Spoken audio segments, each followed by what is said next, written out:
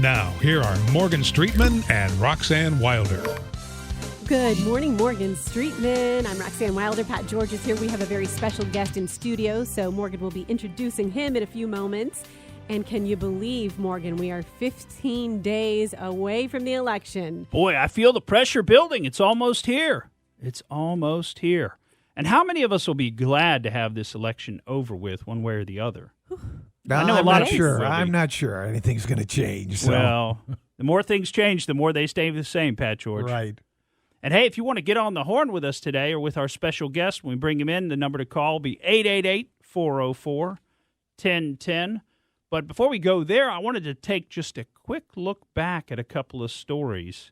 And, we didn't get to cover these last week. We had these stories to talk about last week, and there's been so much happening. And I'll tell you what, the mainstream media is not giving you a lot of information right now. So you're missing a lot of stories unless you're staying really attuned to a lot of different alternative news sources. And we've got so many stories that fall into that category, and I don't think we're going to be able to get to them all today. But, a story that came out a little over a week ago were some declassified notes from then CIA Director John Brennan. He's the guy that's always got the mega frown on his face. The mean look, John Brennan, mean look.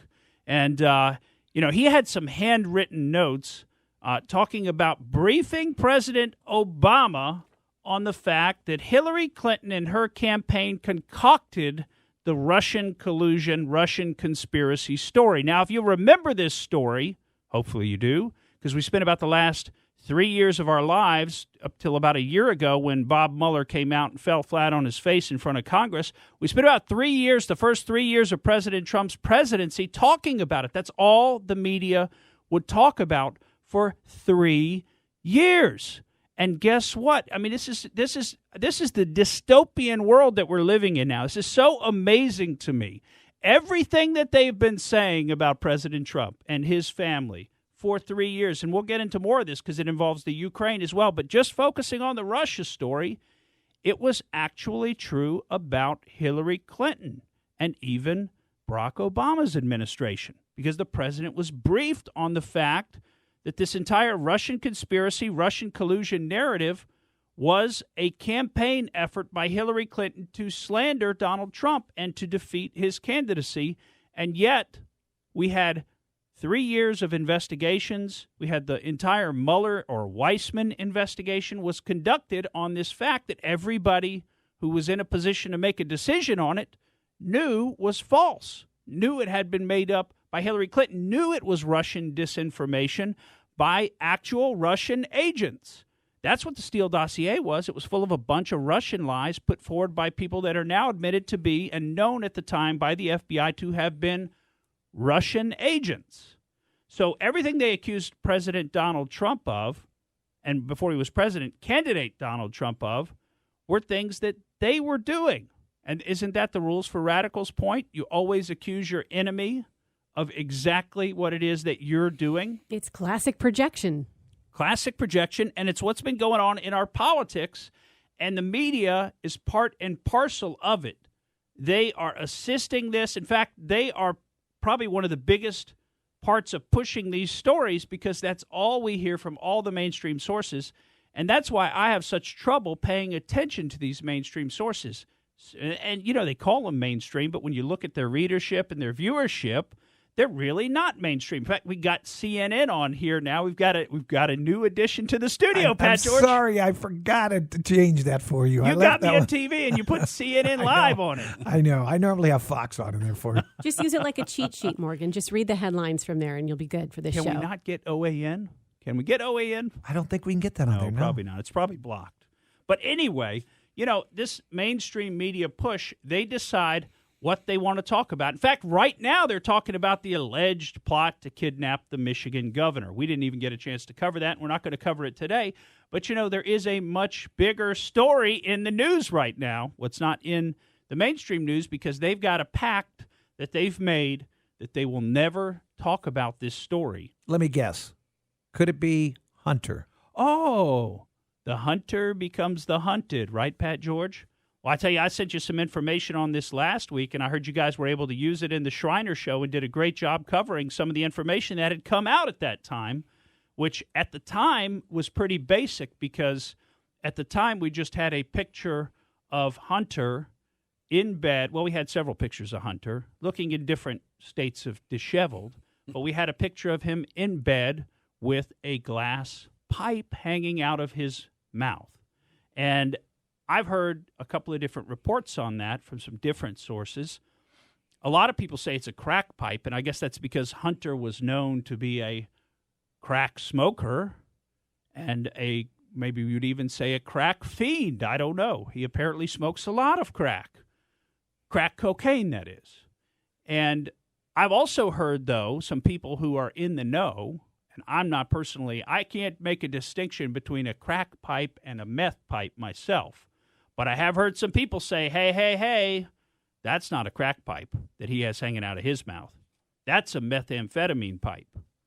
So I don't know. I can't speak to that myself. It's obviously... I think they're both bad. They're both bad. You know, one worse than the other? I don't know if you could say. I mean, some people say methamphetamine is the worst thing there is. For your teeth. Well, for your teeth, too. And you notice some of those photos have come out now from this laptop. And, of course, they've accused the laptop of being some kind of disinformation. That's the only story that the media wants to talk about. We're going to get into some of that as the show goes on. But, you know, I'll tell you, this laptop has been vetted. It's been verified. We could tell you the story about it, and I'll try to do that here before we get to the first break. We'll tell you the story about it. But on that laptop appears a picture of Hunter Biden, in addition to the pictures we've already told you about, the one where he's doing his best Andrew Gillum impression, right, passed out with a meth pipe hanging out of his mouth.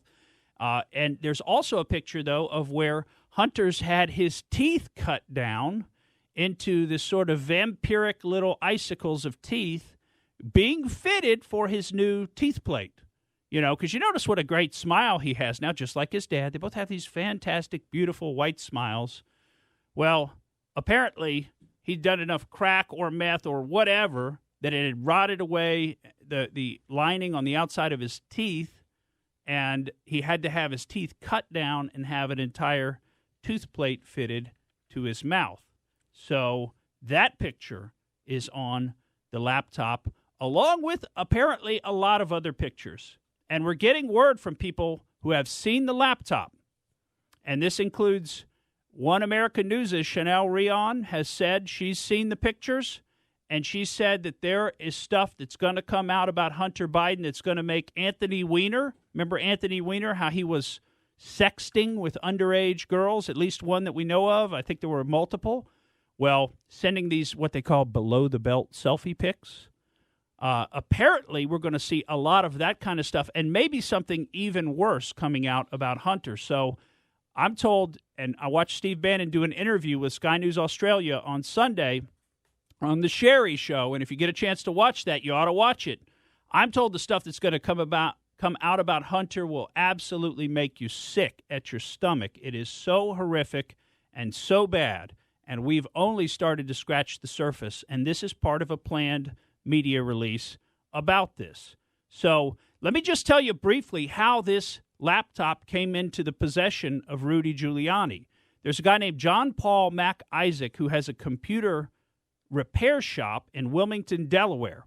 Now, someone believed to be Hunter Biden, and he certainly signed Hunter Biden's signature on the work order, dropped 3 laptops off that had water damage to them on April 12th of 2019.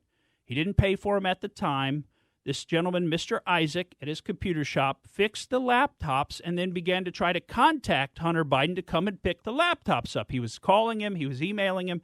Got no response. Now, it says it right on the work order, and also in the state of Delaware, after 90 days, abandoned property becomes the property of the person in possession of it. So after 90 days of leaving these laptops and not paying for the services to try and fix them, these actually became Mr. Isaac's property. Now, he began to look through the laptops and was extremely disturbed by the images and the text messages and the emails that he saw on these laptops, including a message from Hunter to his daughter, essentially saying that Pop, or Joe Biden, makes me give him half of my salary. You remember all this salary that Hunter Biden's been accused of getting from Burisma, from the Chinese, from the China Entrepreneurs Council, all this money, these millions and millions of dollars, the $3.5 million from the wife of the mayor of Moscow, all this money, he had to give half of it to his dad. This is like patronage in the Biden crime family. Well, Mr. Isaac contacted the FBI in mid-September of 2019. He went through the Albuquerque FBI office because he had some connection with his dad there, and they basically ignored him. 2 months later, agents showed up at his business from the Wilmington, Delaware FBI office, served him with a subpoena, and told him, if you keep your mouth shut about Joe Biden, everything will be okay. And we haven't even got to the end of this story. We'll be right back. Welcome back to the Morgan Streetman Show. Having some fun off air with Mike Beltran. Oh, let's bring him in. Yeah. Well, we were just talking some about the story that I was telling about, and we got a very special guest today. He's been sitting through my little rant here, which I'm not even done with, and that's our local state representative, Mike Beltran, is here in studio with us. So we're going to talk to him about some great information in just a minute. But let me just finish the thought that I was on there, because, you know, we just talked about how John Paul Mac Isaac, the owner of the computer store where Hunter Biden dropped off his 3 laptops to be fixed, how he reached out to the FBI in September of 2019 because of some of the disturbing things that he found on the laptop, both things written in text messages and emails and photographs and apparently videos. And we understand there's a lot more coming out on that in the near future. But the original response from the Albuquerque FBI office was basically they ignored him. And then a couple of months later, some FBI agents showed up at his computer store from the Wilmington, Delaware office. And guess what? They handed him a subpoena for the laptops, told him, you better keep your mouth shut about these things. This is according to Mr. Isaac. They told him, you better keep your mouth shut about Hunter and Joe Biden, and everything will be okay.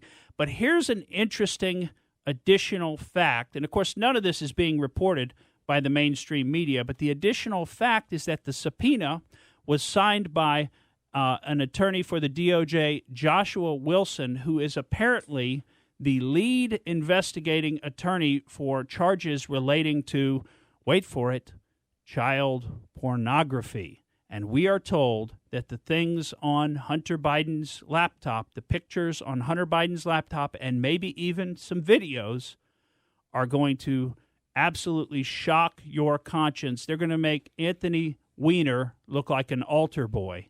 Okay, so apparently there's some really bad stuff on there. And this has been verified, like I said, by Chanel Rion. Will it ever come out? One American News, well, we'll have to see. You certainly won't see it in video, because if it's child pornography, you can't possess it, distribute it, or exhibit it. So you may only just hear about it. Also, Bernie Kerrick's apparently seen the images and says that everybody in the Biden crime family ought to be in jail. I'm looking at articles right now that pop up when you do a Hunter Biden search. And the big piece that's going around right now is that that data is possibly a disinformation campaign from the Russians that, of course, Rudy and et cetera pushing out. Now, this article, for example, is never corrected with the most recent information, which is from DNI Ratcliffe.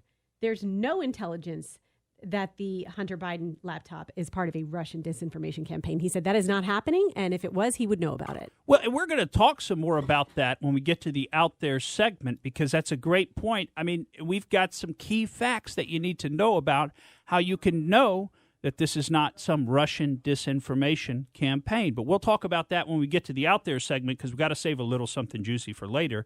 But right now, I want to bring in Mike Beltran, who's been so good to be with us today.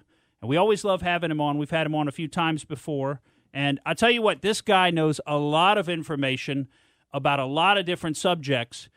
He's one of the most brilliant lawyers that I've ever met. He is a fantastic writer. He clerked for a judge that I had also worked for a number of years ago, Judge Merriday, over in the Middle District of Florida. And he is one of the best legal writers I've ever encountered, other than Judge Merriday, because I know Judge Fair Merriday. Enough. I'll stipulate to that. Taught him everything Chief Judge he knows. Merriday is a better writer, but I'll stipulate to that. But speaking of the federal court, you were trying to determine whether that was meth or crack that Hunter Biden was doing. I spent some time watching federal sentencings. I know the difference between a crackhead and a meth head. Ooh. And that was a meth head. Not necessarily to the exclusion of crack, but I'd put my money on the meth and not the crack. Why is that? Because of the teeth. The crackheads, they'll look a little scruffy, a little bit of wear and tear, but the meth heads goes right to the teeth, and that was the images you had up on screen. So I'll give you that. What I really want to see in this investigation is I want them to trace those dollars. And I'm sure they were laundered, which, by the way, is a separate and independent federal crime that you can be convicted on separate and apart from the substantive offense, right? So I'm interested to see what they're able to show and really trace those payments back to Joe Biden. If they could do that, that would be devastating, very nearly a smoking gun if they could start to trace those wire payments or however the payments were made. As for the drug use, which I don't know that it goes directly to the presidential election, but Joe Biden in the debate, he stipulated to that. Yeah. He stipulated his son had some sort of drug abuse problem, and obviously we know that from the pictures and so forth. I guess my real question is, was that before or after he started peddling influence abroad? Was he doing that to supply his drug addiction, in which case he did millions of dollars worth of drugs, and that's probably enough to kill a horse? Yeah. Or did he get over his drug addiction and now he said, okay, now I'm going to go be a successful businessman, and this is how I'm going to do it, by peddling influence abroad? And I'm only being semi-facetious asking that. I really do want to know what the blow-by-blow of this was. Well, let me just mention on that point, he's claimed to be financially destitute at this point because, remember, he had an out-of-wedlock child with a woman who lived in Arkansas at the time that the child was born. Prior to that, she had lived in D.C. and been an adult entertainer in D.C., and he got her pregnant and then essentially disowned the child, and she said, no, it's his child. They made him take a paternity test. Lo and behold, it was his child. And they said, well, now you have to pay child support. And he said that he had essentially no money. He was financially destitute. So how do you make all those millions of dollars and not have anything to show for it? Well, I mean, we can think of a couple of examples. Johnny Depp, some of these, 80s rockers, some of these, Mike Tyson, you can blow through tens or even hundreds of millions of dollars when you're addicted to these kind of drugs, cocaine and other things. It's always three things: drugs, women, or gambling. You have Sometimes financial all three. problems. It's one of those three things. Sometimes all three, right? Right. Well, but They all go together, too. We know he didn't do well by his own health. We know he didn't do well by the people of the United States. We know he didn't do right by the people of Ukraine. What I would just hope is he does right by this baby, this child. Yeah. If he can't do that, I mean, just do one thing right in your life and make that part right. There you go. And don't sell our influence abroad for that purpose. Just go get an honest job. I'm sure he can just get an honest job doing something honest and legitimate, and at least support that baby. And I'd be obliged if he could do that much. Now, you're talking about why is this not in the mainstream media? Well, the mainstream media, I do okay in the mainstream media, but there's certainly some bias in some of the news outlets. But then a couple of years ago, obviously in 2015, 2016, President Trump revolutionized communication media by going onto social media, which is not as tightly regulated. And he that led large part to his electoral success and to his ability to communicate independently with millions of Twitter followers. And to a much lesser degree, I do that in my social media, LinkedIn, Facebook, Twitter. What now we've been seeing really in the last 18 months is we're seeing now that media now has also been co-opted by the left. And that's what concerns me, because 100 years ago, we had this thing called a common carrier doctrine, right? And you're familiar with that from your legal training. And what it was there are certain things that you have almost a monopoly on that are essential to conduct business or to conduct communications, like the railways, the waterways, the telephone lines, telegraph lines back in the day, things of that nature. Those are common carriers, and they have to make it accessible to everyone on non-discriminatory terms. Now what we're seeing, I think Facebook and Twitter, probably LinkedIn and some of these other social media, the TikTok and Instagram too, probably they're getting more traction. Those are common carriers as well. They're 21st century common carriers, but common carriers nonetheless. And I think there is a legitimate way to regulate them consistent with the First Amendment and just make them do things on equal footing. And I don't put a lot of hard-hitting things about what the bad things the Democrats are doing on my social media, I'll put a picture of my wife and boys and myself and, hey, get out to early voting, which started today at 7 a.m. And I have to jump through all these hoops just to get that up, and they verify me and this and that, which is fine, but it should be a level playing field for everyone. That's for sure. That's for sure. And speaking of which, you have an election. You are running right now. In fact, people are voting for you right now today, and some people already mailed in their votes for you. Tell us about your election that's upcoming. Well, mathematically, you're exactly right. Given the number of votes I expect to be cast, there's somebody filling in a bubble. I hope for me, but if not, I won't know. But yeah. So I represent Southeast Hillsborough County in the Florida House. I'm running for my first reelection, and I had a slate card last cycle. And I went up into the attic to pull down. I have 4x4 and 4x8 signs in the attic, and I found my old slate cards. And I said to my consultant, I said, can we just use these? Because we made a bunch of promises, and we've actually kept all of those promises going down the line. And I hear the music coming in, so... You got a minute. I got a minute. So we've done good things. We've obviously done the red meat. We passed a parental consent to abortion law. We protected the Second Amendment. We've enforced the law on immigration. We've also reached across the aisle on environment, on education, almost $1 billion for teachers in the schools, almost $1 billion for the environment in the past several years. School security. Keep going. Well, we did school security several years ago, and now they're trying to reverse what we did. Now they don't want us to have armed law enforcement in the schools, which really sets the table for another Parkland. Great. Well, and we're going to talk a little bit more about that on the other side of the break, and then we're going to get into some of President Trump's accomplishments, and you've got a very special thing to tell us about Amy Coney Barrett. We'll be right back. And we are back on the Morgan Streetman Show. Roxanne Wilder here along with Morgan, Pat George, and we have a special guest in studio today, Mike Beltran, District 57, and that's the East Hillsborough area. And always enjoy catching up with you, Mike. Interesting discussion off air, because I wanted to hear you explain that you have to jump through a lot of hoops when you post something on Facebook, and I didn't understand that. So if you can explain a little further what happens. Yeah, so I have a campaign page, and it's basically, I have 5,000 Facebook friends, and you all are my Facebook friends, and then I have about 5,000 friends on my page, and I think they're all the same people who are frankly following the page, which is great. But so I promote ads through my Facebook page. Like, for instance, there was just a picture of me and my family in a field, and I wanted to put it up last week, and I was going to spend $25 to send it out to the voters.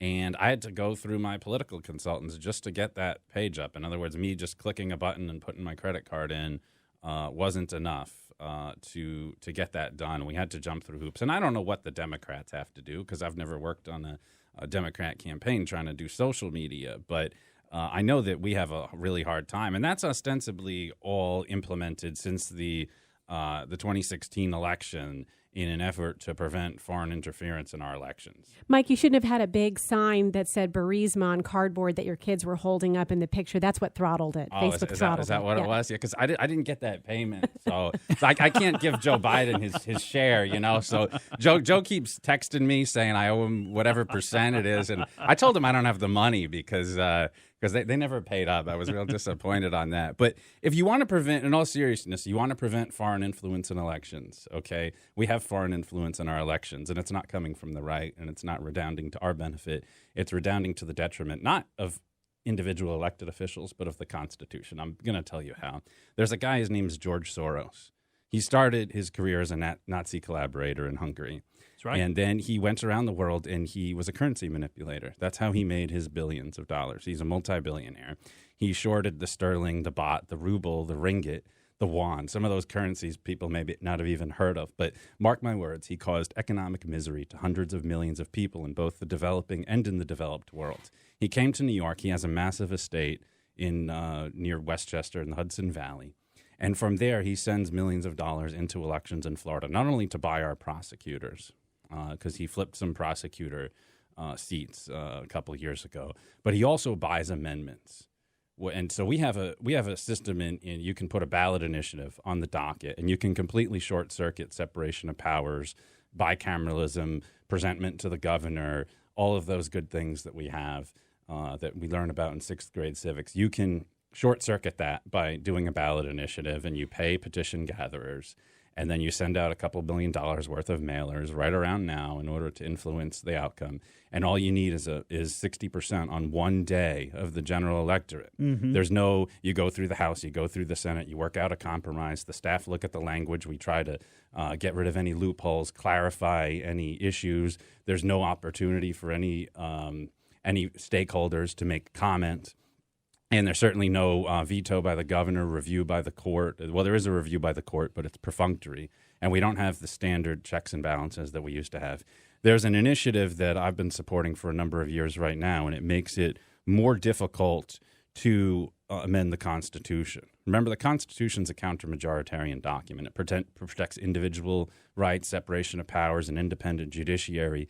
We don't want it to be too easy to amend the Constitution. Bad people like Castro, Stalin, Mao, those people were able to amend the Constitution easily to take away individual rights, to violate private property, freedom of religion, things of that nature. We want the Constitution to be robust so that whoever is in power has a check on that power. What Amendment 4 does, this Amendment 4, not the last Amendment 4, the new Amendment 4, 2020 Amendment 4, it says that you have to have consecutive elections where you reach that 60% threshold. So there's more time to vet some of these initiatives that are sometimes funded by these out-of-state special interests. So are you in favor of Amendment 4? I'm in favor of Amendment 4 because I love my Constitution. I took an oath to preserve, protect, and defend. I didn't take an oath to amend willy-nilly. Right. Okay? And people say that the Democrats or the detractors from this amendment will say, well, it's the will of the people. Well, a lot of things were the will of the people. Plessy versus Ferguson, separate but equal, that was the will of the people. Jim Crow was the will of the people. At one point, slavery was. Sure. We had Japanese internment. We had bad things going on well into the 60s that were so-called will of the people. But we don't do those things because they're unconstitutional. And now I hope at least that the will of the people has changed. So it's not just the will of the people. It's, is this the right thing to do? Is this consistent with separation of powers and good government? And if it's the will of the people, then here's my invitation to you. You got 15 days to elect a good legislature, to elect a legislature of your liking. Mm-hmm. The fact of the matter is these out-of-state special interests can't win legislative races. So they go and try to do these special interest one-issue ballot amendments because they think it's easier. Things like an assault weapons ban. Right. It's not the will of the people. You have reasonable regulations. We have those in Florida already. We just need to enforce them. No felon gun ownership, things of that nature. Those are easy things. But if you're saying it's the will of the people and you can't get it done in the legislature, well, hello. It's because it's not the will of the people. Yeah. Because we sit for 2-year terms, so we're very easy to vote out if we're not doing our job. That's right. You're always running for re-election when you're in the legislature. And as the Federalist Papers say, right, we're in the lower house. And we are supposed to be the most accountable and most sensitive. And then you have the senators who in the United States senators sit for 6-year terms. They're supposed to be a little more deliberative. Our state senators sit for 4-year terms. Same thing. President, 4 years. Supreme Court, lifetime appointment. So we have some branches of government that sit for longer terms and are more insulated. And then we have some folks who are very sensitive to the needs of the people. And that way we get a consistency, but we're also doing the will of the people. And that was the brilliance of our framers of our Constitution. Yeah. And I see that being upset and undermined as we go through, particularly in Florida, where in the federal Constitution, it's a little pamphlet. You can read it in one sitting. You fit it in your breast pocket. The Florida Constitution takes up most of my House of Representatives rule book. Mm-hmm. We have our rules. The Florida Constitution is longer. It's essentially a 7th volume of the Florida statutes. Yeah. And that's not what it was intended to be. It was supposed to be the DNA of our republic. It's not supposed to be something that spells out everything. That's for legislation. And as you know, some of the big government folks in Washington do, they have that. Then they have a whole code of federal regulations. We have a state code of regulations as well.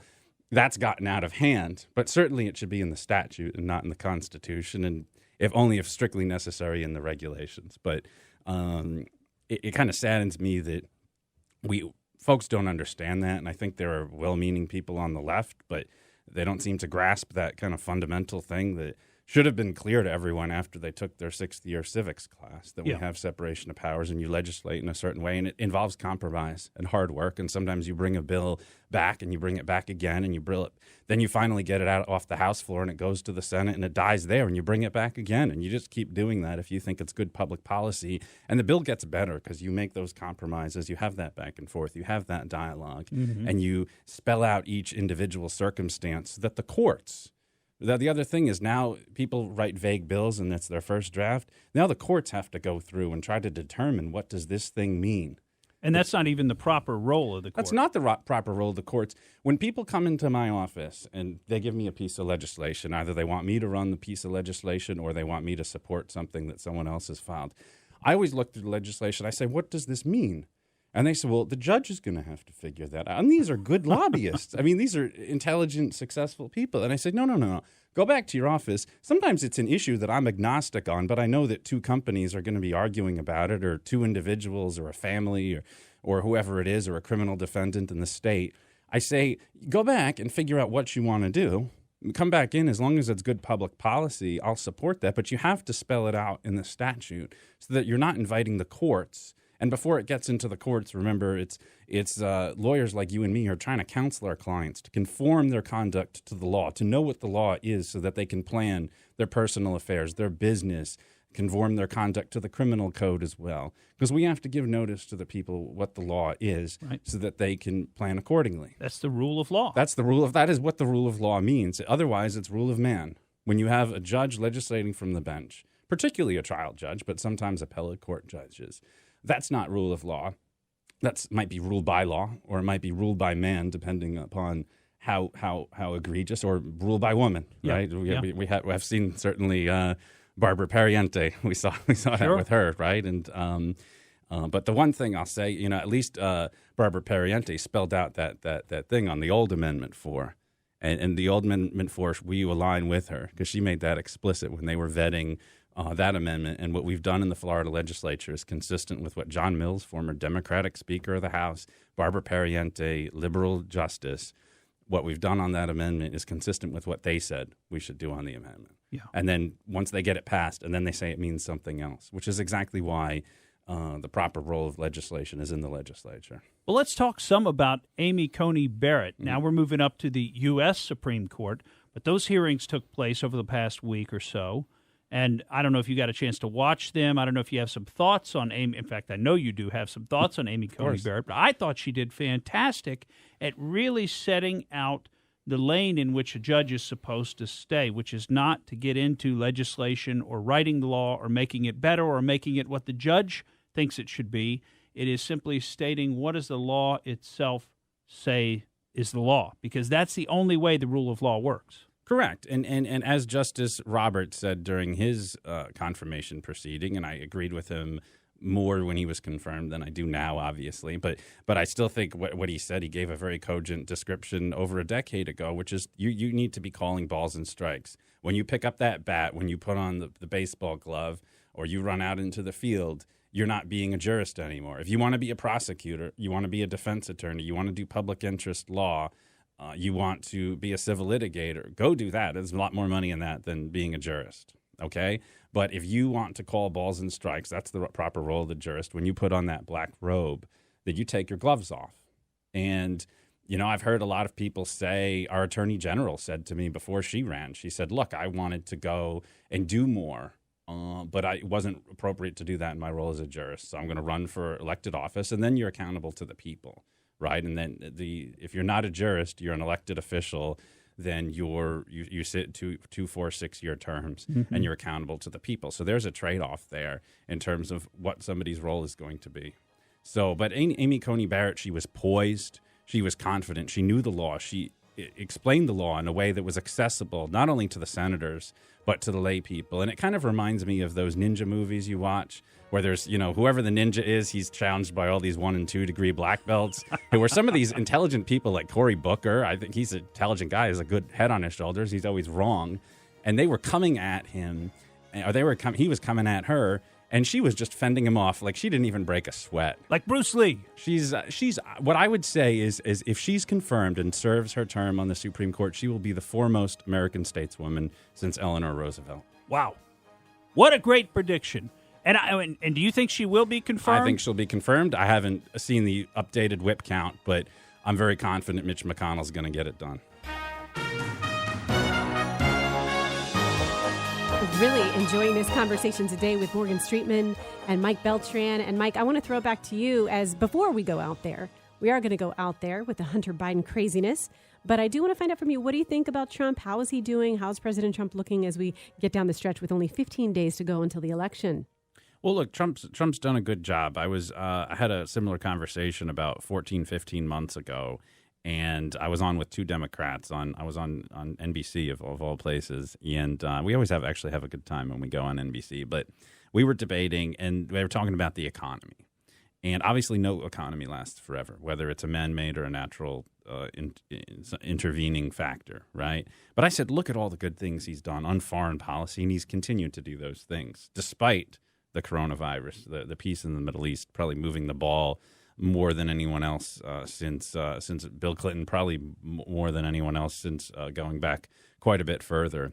And he's made a lot of progress there in terms of enforcing the law as written, in terms of his Supreme Court nominations, coming up on 3 Supreme Court nominations. And so he's done a number of good things separate and apart from the economy. So let's talk about the economy. There's the last 2 recessions were man-made problems, right? We had the dot-com bubble, and then we had the real estate bubble. Those were man-made problems. Those were things that a president or a Congress could have and perhaps should have fixed.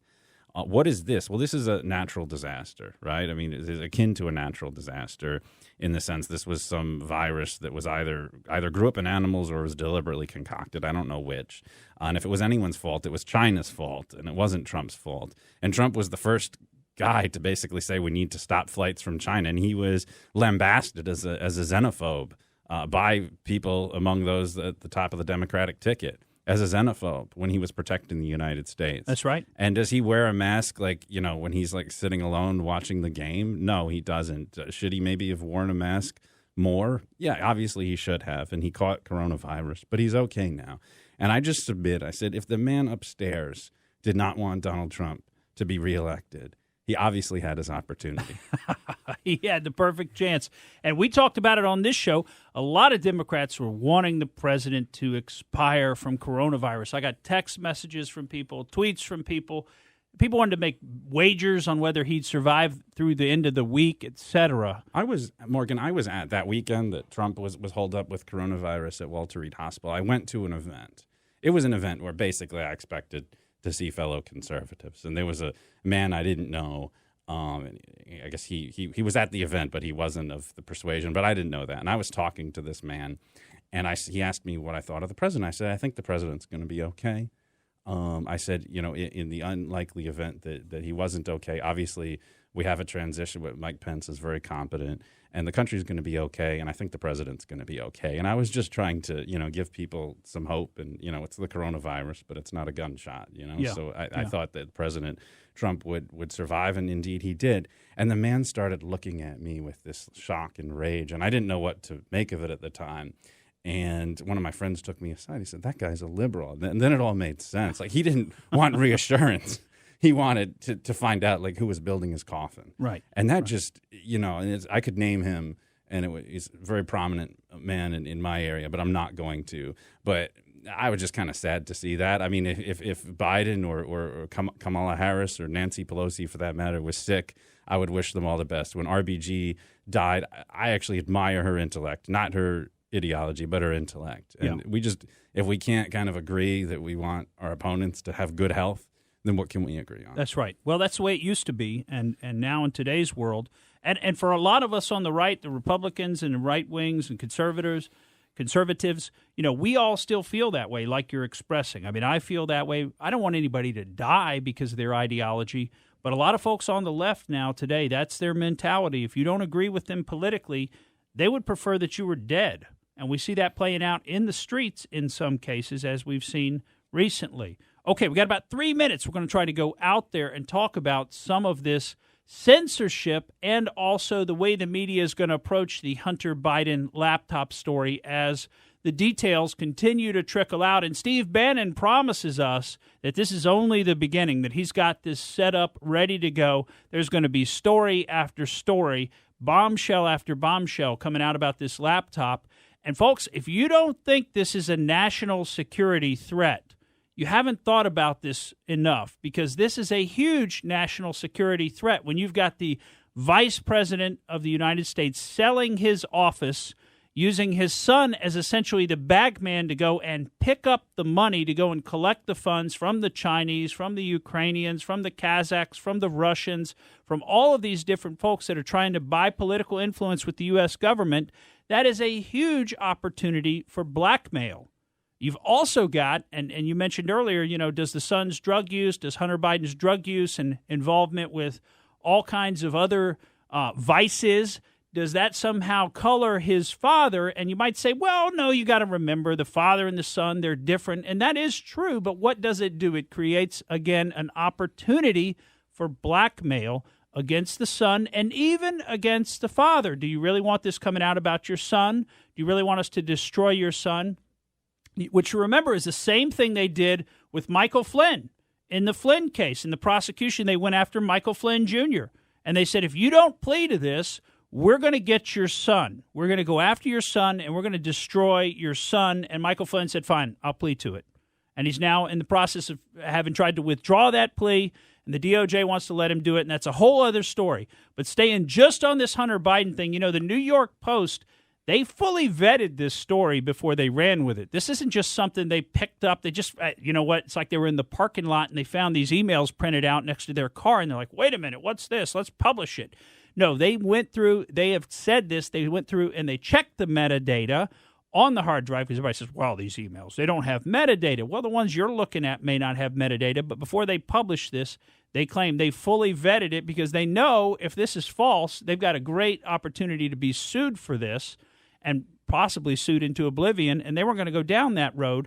But more to the point, we've got Hunter Biden's own lawyer writing to the computer shop owner. John Paul Mac Isaac was the owner of the computer shop, and he has emails, which I've seen, which are published, which you can't find through the mainstream outlets, but which are published out there, where his own lawyer is saying, give me back the hard drive. Hunter needs these hard drives back. That's your smoking gun, Morgan, right that's there. That's the smoking gun. I mean, we've known there was a problem for a long time, but we're looking for the smoking gun. There it is. It's it. That's it. And yet you've got Facebook. When I sent you this article last week, Pat and Roxanne, you came back and you told me, look, Facebook is blocking this, and they are blocking it, totally blocking it. Twitter's blocking it. In fact, they've taken down the New York Post's Twitter feed for daring to publish this true article. You see Joe Biden getting asked about this occasionally. He won't even answer any questions. He says, I've got nothing to say about that. But you know what would be so easy if it was made up, if it was not true? Wouldn't it be so easy to say, hey, that's made up, that's not true? But they're not saying that. Neither he nor Hunter is saying that it's untrue. And then you look at the people running things like Facebook's election integrity program, Anna McAndrew, and she was Biden's advisor on Ukraine when he got Viktor Shokin fired. I mean, all these connections, it's unbelievable. It's hard to believe. I'm Morgan Streetman. That's the way I see it. Thank you for listening to the Morgan Streetman Show. We hope you enjoyed what you heard, and if you did, please click like and subscribe to help us out. And remember that we recommend that you exercise your brain at least once a week.